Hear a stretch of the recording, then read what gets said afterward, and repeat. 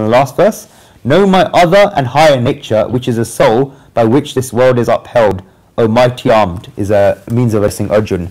Shri Krishna says that the 8 items listed in verse 4 are his apara, lower nature, and matter, and that consciousness is his para, higher nature and consciousness. The soul is part of this consciousness nature.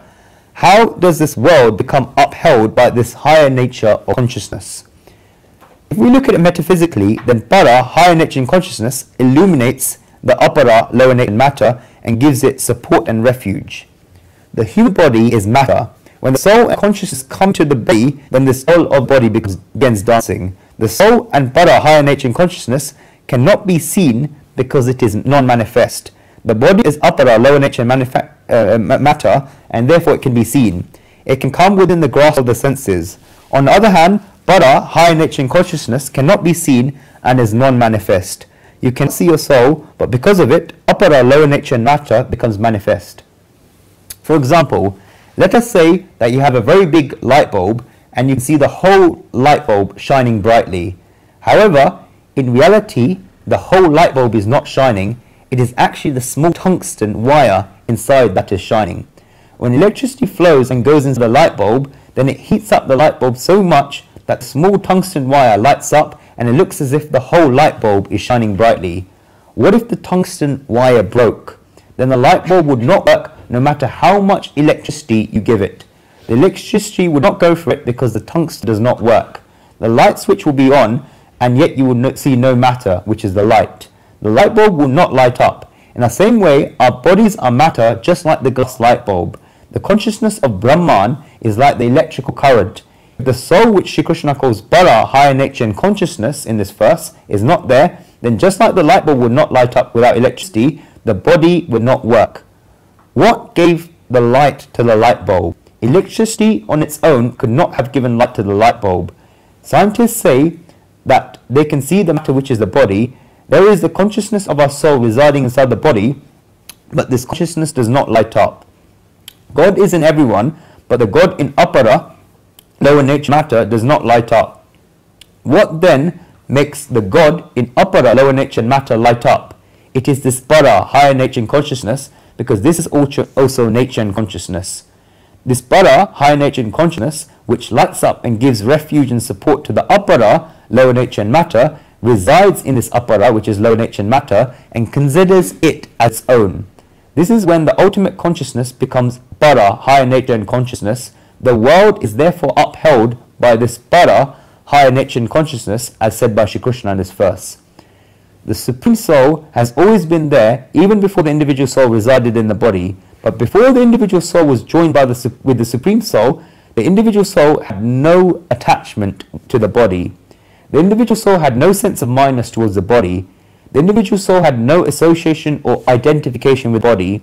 This pure soul without a body became para, higher nature consciousness, and it considered the apara, lower nature matter, its own, and when it associated itself with apara, lower nature matter, you will know that this para, higher nature and consciousness, was not there when the soul did not reside in the body. The Gita wishes to make this clear.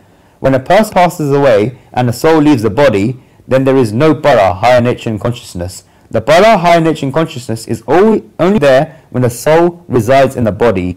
The para, higher nature and consciousness, is attached to the body and has desired to have a body.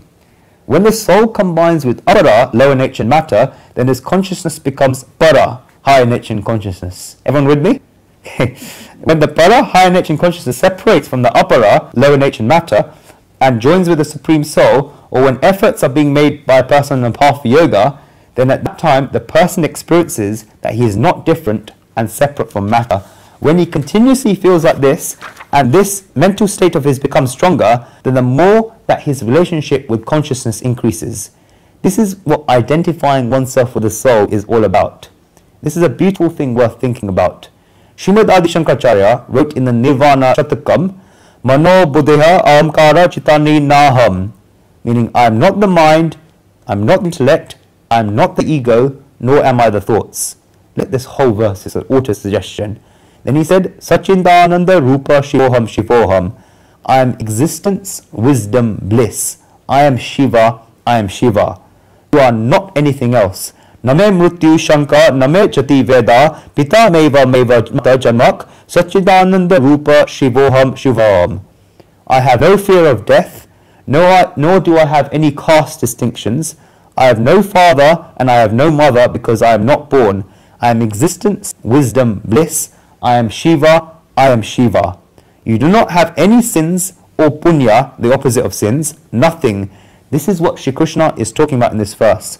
Because when this soul residing in ultimate truth begins thinking, this is my father, this is my mother, this is my this is my wife, these are my children, these are my relatives, and therefore its association with apara, lower nature matter, increases, then the more the soul goes towards the para, higher nature and consciousness, and towards matter. Therefore, when the person experiences being separate from matter, and when he attains knowledge of the Swarup, meaning his own form, then he realizes that God is natural, spontaneous, and permanent, and his love for God increases. The feelings that were there in the form of vasanas, mental imprints, and kamnas, desires, material world, the same feelings transmute into love for God, and this love is eternal, unfathomable, and indestructible. Naraji describes this love in this Bhakti Sutra as pratiksham vardhamananam. It keeps increasing with every moment. There are no stops in this love, and it becomes a form of bliss. In all the religions in the world, and in particular the Vedic religions, the Sanatana Dharma, meaning that without beginning, the penances, worship, and paths to yoga are nothing else but a means of attaining the para, higher nature and consciousness, and a means of attaining the ultimate truth through para, higher nature and consciousness. You are residing in the material world, but you are not of the material world. A person should realize this. The way the Puranas describe this is that para, higher nature and consciousness, is Shiva, and apara, lower nature and matter, is Shakti, the goddess. Do not consider apara, lower nature and matter to be wrong and useless.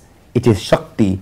I mentioned earlier, but I moved from the subject I mentioned in last class. There is a Shiv Purana. There are events involving Shiva and Sati, and Shiva and Parvati, which are erotic meanings in that scripture. They are in this meaning.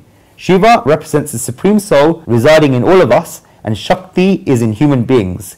Great saints explain to us that there are three types of Shakti, powers, in human beings. One is Buddhi Shakti, intellectual power. Second is Shari Shakti, bodily power, and this body is a very great power. And Vikta Shakti, the power of wealth. Vikta Shakti is very broad and includes many things, not just notes of money. This Shiva and Shakti, or para, higher nature and consciousness, or apara, lower nature and matter, respectively, should combine. If the husband and wife sit there all day with glum faces, then what can happen in life? If they are upset with each other, then all their happiness in life will finish. There was a husband and wife who decided to get married after a 3 or 4 year relationship. Both of them had their own individuality. Their friends congratulated them at the reception and asked them where they were going for a honeymoon. The husband said that he was going north and his wife was going south. The friends asked why this was so. The husband said that it was his wife's wish that she should go south and his wish that he would go north, and they both respect each other's individuality. Both of them were doing things separately. In the same way, what happens in a human being's life is that Shiva and Shakti are sitting there with glum faces, and that is why the whole world is being ruined and why society is being ruined. Both Shiva and Shakti should become one. When the three Shaktis inside human beings, namely the Buddhi Shakti, intellectual power, Shari Shakti, bodily power, and this body is a great power, and Vikta Shakti, the power of wealth, turn towards the Supreme Soul, then a human being's life progresses, has peace, and is filled with happiness. If these three Shaktis are not turned towards God, and if the body, the intellect, and the wealth do not go towards God, then what use are they? What use is beauty that does not go towards God? What use is power that does not go towards God? What use is that while one does not use them to go to the feet of the Supreme Soul? What use is fame when one does not go towards God? Such fame brings turbulence to one's life. Wealth should be used towards God. Shri Krishna says in this verse that this world is upheld and supported through para, higher nature and consciousness, and apara, lower nature and matter. What is the world? He described human beings. What is the world? Anyone know? What is the definition of the world? The scriptures define it as gachati iti jagat. That which is moving is the world. What is the material world? The scriptures define as sansarati iti sansara. That which is being destroyed at every moment is the material world. This whole world is running through the para, higher nature and consciousness, supporting the apara, lower nature and matter. One should not regard apara, lower nature and matter as bad. Great saints give us a very nice viewpoint that apara, lower nature and matter, is arrangements that God has made so our lives can go beautifully. This is because if apara, lower nature and matter was not there, then we would not be able to live. Apara, lower nature and matter is God's grace, but we have to go beyond it. Let us go to verse 6.